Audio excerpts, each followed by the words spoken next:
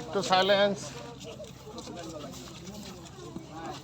আমরা আছি আপনি তো স্টার্ট করে দিলেন। কচিখালি টাইগার পয়েন্টে।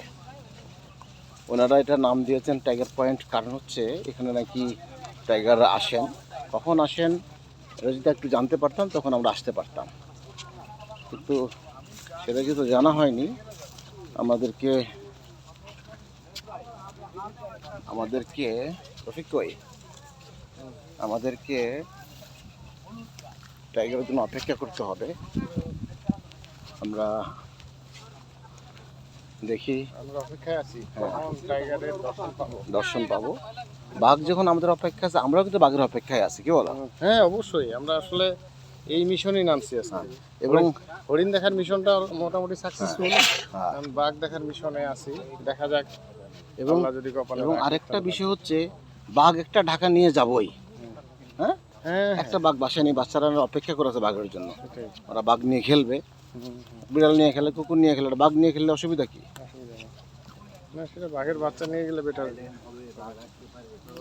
ও তাই নাকি? এগুলো কিন্তু কেটে যাবে। হ্যাঁ, তাই দেখছি। শরীরের অবস্থা আমার খুব সেন্সিটিভ স্কিন। যদি সানগ্লাস দিই শরীর ক্ষত বিক্ষত হয়ে যাচ্ছে। হ্যাঁ, না, এটা সানগ্লাস এখানে রাখছিলাম তো, কিন্তু এগুলিতে আরো ধার, এগুলো কিন্তু। আমরা আসো মা, চলো মা, চলো চলো।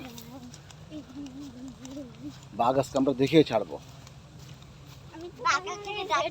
বাঘ আজকে আসবেই, কথা হয়েছে আমার সাথে, যে হরিণটা তো আমরা আনছি ফোন করে।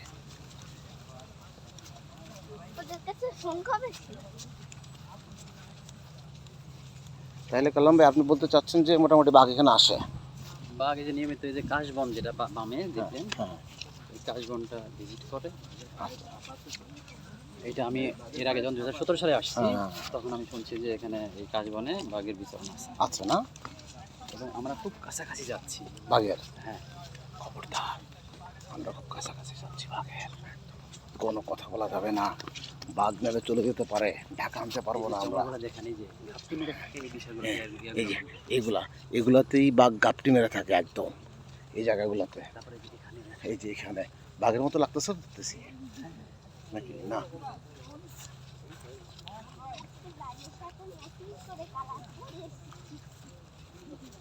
এটা কচিখালি কাশবন টাইগার পয়েন্ট এলাকা। আগে বলছিলাম যে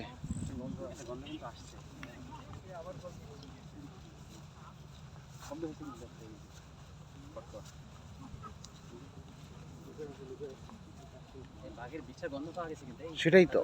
হ্যাঁ হ্যাঁ হ্যাঁ, বাঘের টাইগার স্কুল বলতে পারেন। হ্যাঁ, আমরা কি বৃষ্টি পড়তেছে নাকি? মনে হচ্ছে টাইগার স্টুলের স্মেল পাওয়া যাচ্ছে। ধন্যবাদ। এটা কি বাঘ গেছে এদিক দিয়ে? ও সাপ গেছে এদিক দিয়ে।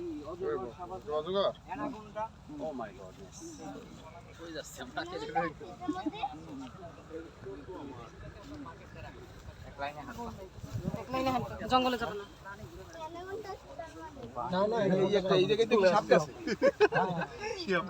না, আদৌ কি মনে হয় এটা সাপ গেছে এদিক দিয়ে? যেকোনো বন্য প্রাণী গেছে, সেটাই। বন্যপ্রাণী না, সাপই উঠে গেছে এরকম ইয়ে। চলো চলো, এখন নাই, এখন আমরা আছি তো। তুমি আঙ্কেলের পিছিয়ে পিছিয়ে থাকো। আঙ্কেল আছে, আব্বু আছে, আম্মু আছে, তো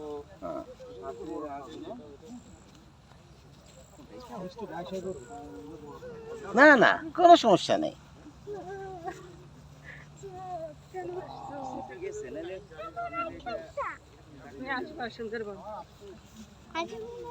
তোমার ভাগ্য খুবই ভালো যে তোমাকে বাবা মা সুন্দরবনে নিয়ে আসছে।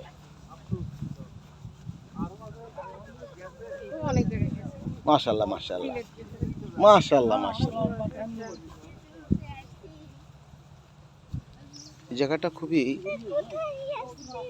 জায়গাটা খুবই একটু কেমন যেন ঘুমট টাইপের একটু। আমি সুন্দরবনের অনেক জায়গায় গেছি, কিন্তু এরকম মানে ঘুমট বা একটু ভয় আমার কখনই লাগেনি, প্রথম লাগছে। এটা মনের ভয় হইতে পারে, তারপরেও দেখি দেখাচ্ছি। এই যে বনের এই বাঘগুলো মূলত এই ঝোপঝাড়ের ভিতরেই থাকে। এই যে সাপের রাস্তা, বড় বড় সাপ যায় এগুলো রাস্তা দিয়ে, বিশেষ করে অজগর। বড় অজগর যখন যায় তখন বিশাল বড় রাস্তা হয়ে যায়। এগুলো রাতে যায় না? জি, আবার না, ঘটনা হচ্ছে যেগুলো তো আপনার যখন মানুষ না থাকলেই তো চলাফেরা করে এরা। মানুষ তো একটা সময়ের পর আর আসে না। এই যে এই যে আরেকটা রাস্তা, মাসো রাস্তা না।